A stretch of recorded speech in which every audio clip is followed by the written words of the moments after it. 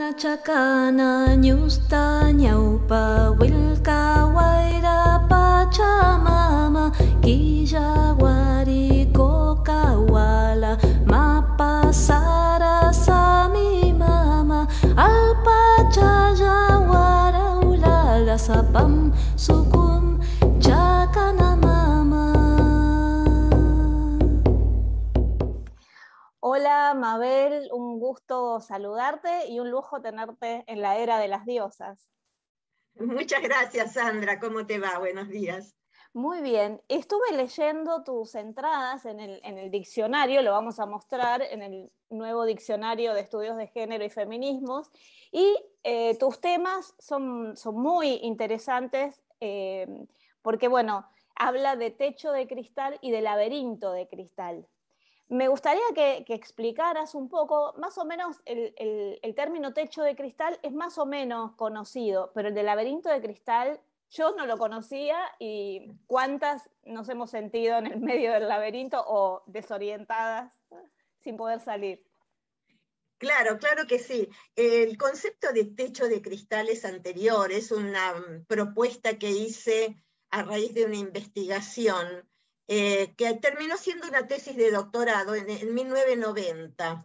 Y esa investigación se preocupaba por saber por qué las mujeres estamos subrepresentadas en los puestos jerárquicos más altos en todas las organizaciones laborales. Y entonces ahí surgió el concepto de techo de cristal, porque hice una investigación con una cantidad de mujeres, eran 35 mujeres de distintas profesiones, todas estaban ubicadas en organizaciones laborales a predominio masculino, y todas eran organizaciones laborales androcéntricas de claro corte patriarcal. Entonces ahí es donde encontré los rasgos que caracterizaban al techo de cristal, que impedían a las mujeres ascender en esa carrera laboral hasta ocupar esos puestos jerárquicos más altos, ¿no? Entonces quedábamos subrepresentadas. Pero luego, como esto sucedía hasta los años 90, entre mujeres de mediana edad. Pero luego me enteré, por otras investigaciones, que había muchachas más jóvenes, chicas veinteañeras, treintañeras, que relataban otro tipo de experiencias, que caracterice como de laberintos de cristal. ¿Y cómo es esto? Resulta que ellas, en este concepto lo que hacemos es describir los itinerarios, las trayectorias que van haciendo estas muchachas más jóvenes. Es un colectivo de mujeres que se han incorporado a carreras laborales desde los años 2000 desde los años 90 en adelante, y que encuentran que van dando vueltas y circulando por distintas organizaciones laborales que siguen teniendo predominio androcéntrico y patriarcal, y ellas se encuentran con que van haciendo trayectorias que no las dicen, no me lleva a ningún lado. Entonces sienten que hay marchas y contramarchas y avances y retrocesos, y se preguntan, ¿pero qué está pasando con mi carrera laboral? Este concepto de laberintos de cristal lo propuso una psicóloga norteamericana que se llama Alice Eagly en 2007. Y ella simplemente describió qué era lo que sucedía con este colectivo de chicas, de mujeres. Cuando yo me puse a averiguarlo, me enteré que había una serie de cuestiones, de reacciones emocionales de este grupo de mujeres, que a veces contribuía a la detención, a quedarse frenadas en sus desarrollos laborales. Y encontré por lo menos dos características clásicas. Una era el sentimiento de estados confusionales, ¿no? Quedaban confusas, con un sentimiento clave que era el de la perplejidad. Y la pregunta era, ¿pero cómo es que me fui perdiendo en todas las carreras, en todos los itinerarios que fui desarrollando? Y había algo en esa perplejidad y en esos interrogantes y en esas dudas, que era el sentimiento de ambigüedad y ambivalencia. ¿Por qué? porque ellas se encontraban que por una parte querían avanzar, desarrollarse en esos lugares de trabajo, pero al mismo tiempo sentían rechazo y resistencia. ¿Por qué? Porque encontraban que siendo organizaciones a predominio masculino y patriarcal, había algo de ellas que no coincidía con los objetivos de los lugares donde trabajaban. Entonces, por una parte sí querían incorporarse a esos lugares de trabajo, y por otra parte lo rechazaban. Y decían, pero a mí no me representan los valores, los ideales de este lugar de trabajo. Entonces ese era uno de los sentimientos que tenían. Otro grupo de mujeres no tenía este tipo de sentimientos de estados confusionales, sino de estados depresivos. O sea, ellas sentían que se autoculpabilizaban, se autorreprochaban, tenían sentimientos de inutilidad a pesar de los esfuerzos que hacían. Tenían incluso sentimientos de tristeza, porque pensaban que habían perdido una guía valiosa que hasta ese momento les había indicado una trayectoria laboral, pero que la habían perdido y no sabían dónde encontrarla. Entonces, todos los sentimientos se volvían contra sí mismas. Y eso daba cuenta del sentimiento de depresión, de estados depresivos. Tanto los estados confusionales como los estados depresivos favorecían que se detuvieran y no pudieran seguir haciendo esas marchas, esos recorridos, a la búsqueda de algún modo de insertarse laboralmente que les hiciera sentir bien, que fuera consistente con sus necesidades o con sus deseos. Lo llamamos laberintos de cristal. ¿Por qué? Porque la figura de cristal indica que hay un muro, hay una pared que divide, en este caso al colectivo de chicas que van transitando esas trayectorias, esos itinerarios, y que les impide, ellas ven que hay otras compañeras que les pasa lo mismo que ellas, pero los laberintos de cristal implican que hay paredes que les impiden conectarse, comunicarse, entrar en contacto y armar contextos de comprensión, de contención mutua, de apoyo mutuo para poder plantearse estas problemáticas y poder seguir adelante con lo que se proponen, ¿no es cierto? Entonces, esa es la figura de laberintos de cristal, que es laberíntico el camino, pero hay barreras que son invisibles, pero que ellas las sienten, por lo cual no pueden entrar en contacto con estas compañeras. Ahora, esto también, digamos, se siente, porque hay toda una cuestión de discriminación desde las empresas hacia las mujeres, ¿no? Sobre todo si estás en edad para ser mamá o si sos mamá, Sí. todo ese tipo de cosas me imagino que complican bastante el panorama. Sí, sí, aunque actualmente estas consideraciones patriarcales clásicas, tradicionales, actualmente están fuera de la ley. O sea, tenemos una ley que nos protege de este tipo de discriminaciones. Si querés ser madre, si tenés personas a tu cuidado, porque puede ser por maternidad o por tener hermanitos o padres, ancianos o personas dependientes a quienes tenés que cuidar. O sea, el eje de los cuidados es uno de los factores de detención clásico en las carreras laborales de las mujeres. Pero en este momento ya sabes que está muy sobre el tapete la cuestión de si somos las mujeres las responsables, las principales responsables de cuidar a la gente que nos rodea, porque tiene sus efectos sobre nuestras carreras laborales. Entonces hay que hacer una redistribución y, en fin, una distribución más equitativa de quienes cuidan a las personas dependientes.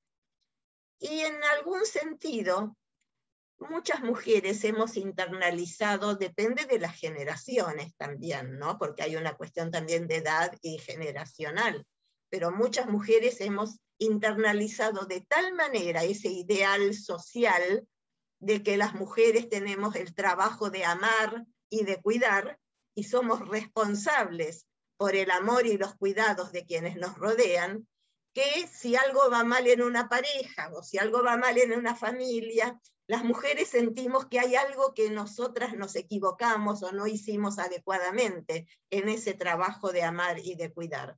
Entonces, hemos incorporado de tal manera ese ideal social que lo reproducimos casi sin repetirlo en forma así crítica, ¿no? Porque está bien que querramos amar y cuidar a nuestros semejantes, pero tenemos que tener una perspectiva crítica para poder hacerlo, porque si no, tiene efectos sobre otros aspectos de nuestra vida y de nuestra salud mental, como te comenté, ¿no es cierto? Claro, justo eso te iba a preguntar, porque tiene unas tremendas consecuencias a nivel psicológico, porque además está el tema de la manipulación por parte de los varones de la familia, que directamente se desentienden del tema, y además empezás, bueno, por un lado como a sentir que no podés con todo, pero llega un punto que eso, digamos, la autoestima te queda destruida, porque terminás pensando que solamente, o que no servís ni para una cosa ni para la otra, ¿no? Porque realmente una mujer profesional no está preparada, digamos, para la atención de los padres enfermos, por ejemplo, y empieza a perder su capacidad laboral, digamos, su capacidad mental puesta en funcionamiento de su profesión. ¿Esto cómo se puede trabajar esto a nivel personal, digamos? Las claro, pero a ver, Sandra, ¿por qué que no está preparada? Nadie nació sabiendo cómo amar y cómo cuidar. Todos lo fuimos construyendo a lo largo de nuestras vidas, y especialmente en contextos culturales patriarcales donde se nos orientó especialmente para ese lado, para que lo aprendiéramos y lo incorporáramos muy activamente.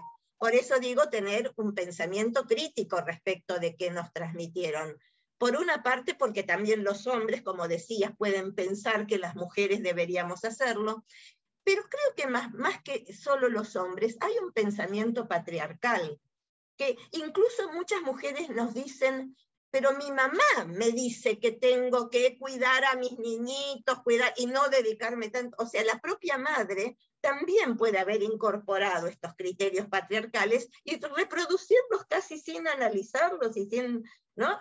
Es cierto que hay otras mamás que son solidarias con sus hijas y por supuesto tratan de favorecer sus carreras laborales de las chicas, ¿no?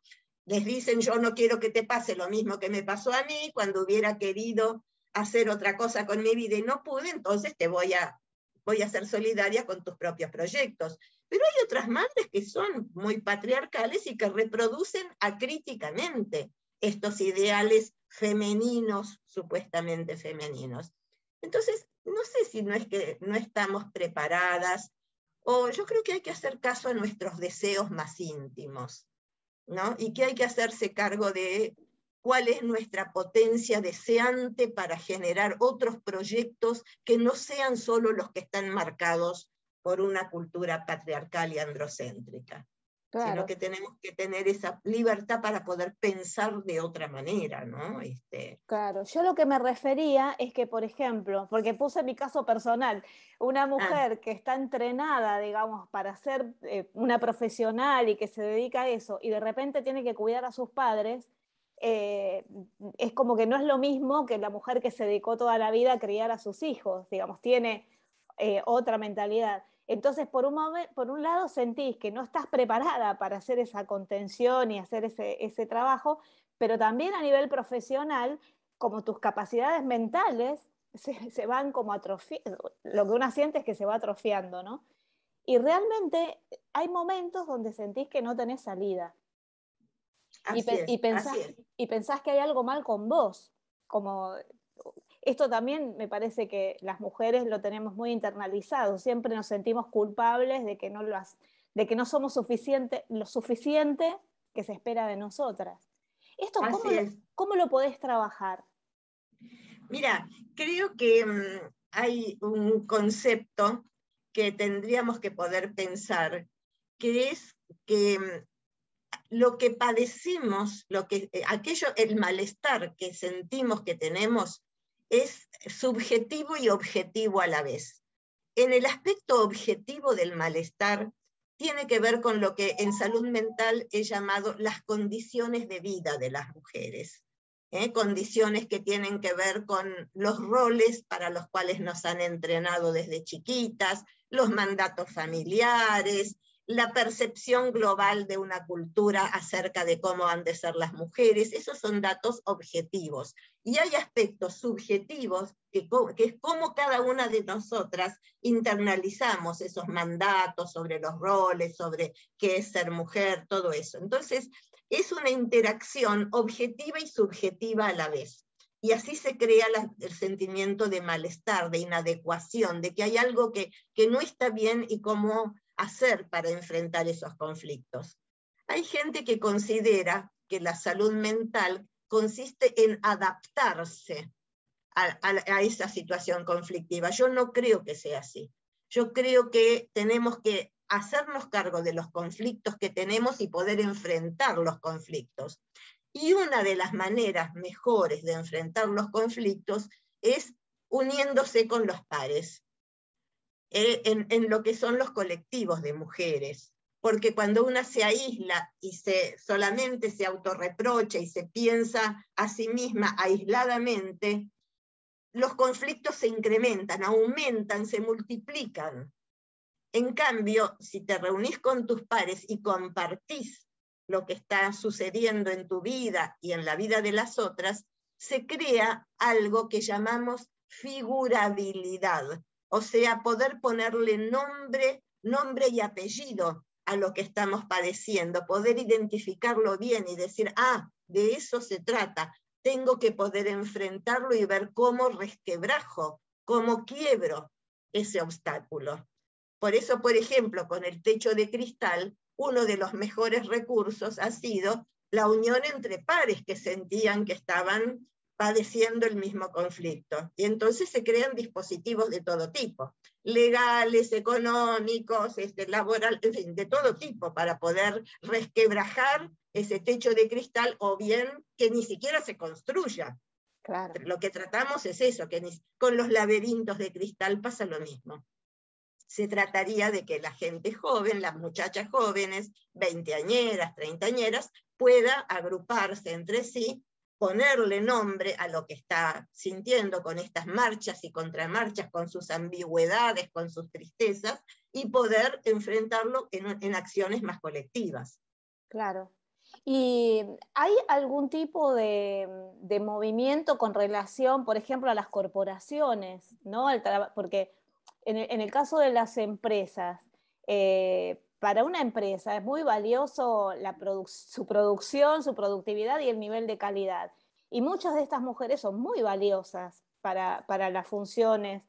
Entonces, para las empresas debería ser una solución y no un problema tratar de resolver estos laberintos, ¿no? Y estos techos, porque en realidad como que por ahí son temas más también de competencia individual. Por ahí un jefe, ¿no? que no está muy interesado en que alguien que fue subordinada lo pase por encima. Estimo yo que las empresas deberían... ¿Hay algún antecedente de esto, de corporaciones que amigables, digamos, que se ocupen de resolver esto? Sí, incluso hay promociones desde hace por lo menos 10 o 15 años de promociones a empresas que les dan como un sello de garantía de que tienen equidad de género en esas empresas. Y entonces lucen esos sellos como para atraer más gente, porque tiene mucho consenso en este momento todo lo que tenga que ver con equidad de género, y hay mucha crítica a cuando hay discriminación de género. Entonces hay varias empresas internacionales, en general estas son más bien empresas internacionales, que es como tendencia internacional, se han acoplado, se han montado sobre esta tendencia y la utilizan como argumento de venta, digamos, como argumento de marketing. Pero no hay que desestimar que también hacen acciones muy favorables a promover a mujeres, a no descalificarlas, en fin, todos estos recursos que vos estabas proponiendo. O sea que tienen esa doble motivación. Por una parte, el genuino deseo muy bien intencionado de promover a colectivos de mujeres que si no quedarían postergadas, pero al mismo tiempo de, bueno, estrategias de marketing para que lo que venden sea más aceptable, más acogedor, más mejor recibido, etc. Sobre todo si tus clientas son mayoritariamente mujeres. Por supuesto, por supuesto. Y el tema legal, que no es menor. Así es, así es. Y el consenso internacional que viene avanzando desde hace por lo menos 2 décadas, que ha permitido que surjan movimientos también internacionales como el Me Too en países del norte, el Ni Una Menos, en fin, en nuestro país, la Marea Verde, en fin. Hay motivaciones también internacionales que hacen que en lugares específicos estas acciones se colectivicen y se legitimen. Entonces ya no son solamente unas cuantas locas que tratan de reivindicar el problema personal que les sucedió, sino que son colectivos que tienen legitimidad, que tienen una voz pública, que se reconocen aceptables en un contexto más amplio. Y esto también favorece que otros grupos de mujeres puedan animarse a expresar lo que les pasa y cómo resolverlo, ¿no? Claro, es muy interesante porque además, bueno, todo esto se va complejizando a medida que se va complejizando la tecnología también y nuestra vida va cambiando. Es muy interesante todos estos temas de salud mental femenina bueno, que me parece también como que es clave en la reivindicación de la equidad. Sí, así es. Así es. Vos sabés que la cuestión de la salud mental de las mujeres tiene su propia especificidad, porque durante mucho tiempo se tomó la salud mental de las mujeres como si fuera un resultado de su salud reproductiva. Y entonces era propio de las mujeres que si tenían hormonas o no tenían hormonas, si tenían hijos o no tenían hijos, solamente en relación a su salud sexual y reproductiva. Pero luego vimos viendo otras especificidades. Yo publiqué un libro en 1987, mira, te muestro la tapa, no sé si se ve. Sí, Estudios sobre la subjetividad femenina, mujeres y salud mental. Bueno, este es un libro histórico, lleva un prólogo de Eva Giberti, es de 1987. Y ya me preocupaba por esa época por la especificidad de la salud mental de las mujeres. Y también en el 90 publiqué este otro libro que se llama El malestar de las mujeres, la tranquilidad recetada, que me preocupaba por ver por qué las mujeres padecían estados depresivos. Y lo relacioné con las condiciones de vida de las mujeres, condiciones de vida familiar, de vida laboral, en fin, de los espacios públicos en donde quedaban excluidas, en mujeres que finalmente quedaban aisladas de los contextos más amplios y eso provocaba trastornos en su salud mental. Lo llamé más bien malestar, porque traté de romper esa dicotomía entre sano, enfermo, normal, patológico. Entonces utilizamos desde los años 90 ese tercer término, que es el de malestar de las mujeres, que no es ni loca ni cuerda, ni sana ni enferma, ni normal ni patológica. Es una particular manera de sentirse a sí misma, ¿no? Con estados de malestar. Entonces, una de las cuestiones que estuve viendo más a fondo, que era el sentimiento de culpa de las mujeres, cuando no cumplían con esos mandatos convencionales clásicos, que era para la manipulación emocional de las mujeres. ¿Qué tipo de manipulación? Sirvió desde que se constituyó la familia nuclear en el periodo de la modernidad en Occidente, o sea, hacia 1800, en nuestros países hacia 1900, en nuestra región, con lo que se llamó la familia nuclear, y la madre, la esposa, el ama de casa, como eje alrededor de la cual se podía consolidar la familia, el hogar, y afirmarse los hijos, y afirmarse el cónyuge en ese momento, el marido, el esposo tradicional, ¿no es cierto? Entonces, el sentimiento de culpa terminó siendo un gran disciplinador de la subjetividad de las mujeres. Sirvió para disciplinarlas, para meterlas en algún eje desde donde ellas pudieran observarse a sí mismas, percibirse y decir, ah, no, así estoy mal. Ya no necesitaba de otros que la condenen o la critiquen, sino que su propia percepción de sí misma terminaba culpabilizándola de lo que creían que estaba haciendo mal. Bueno, ese sentimiento de culpa hoy en día hay que revisarlo. Bueno, hace ya varias décadas que estamos proponiéndonos revisarlo, criticarlo, descomponerlo, a ver de qué está hecho y para qué fines sirve, porque sirve a los fines de la manipulación emocional de las mujeres. Entonces hay que ver qué hacemos con eso. Es muy interesante, porque todavía sigue muy vigente. Bien, Mabel, yo te agradezco un montón, quedaría horas conversando con vos, pero bueno, seguramente te comprometo para una nueva oportunidad más adelante, porque bueno, es un tema muy, además de apasionante, es un tema urgente para ser tratado. Así que bueno, te agradezco muchísimo tu tiempo, sé que tenés otro compromiso y bueno, muchísimas gracias. Bueno, gracias a vos, Sandra, y espero que nos volvamos a encontrar. Hasta luego. Hasta luego, nos vemos. Gracias. Chao, chao. Todas venimos de la diosa y a ella vamos a regresar como gotas de lluvia que van fluyendo hacia el mar.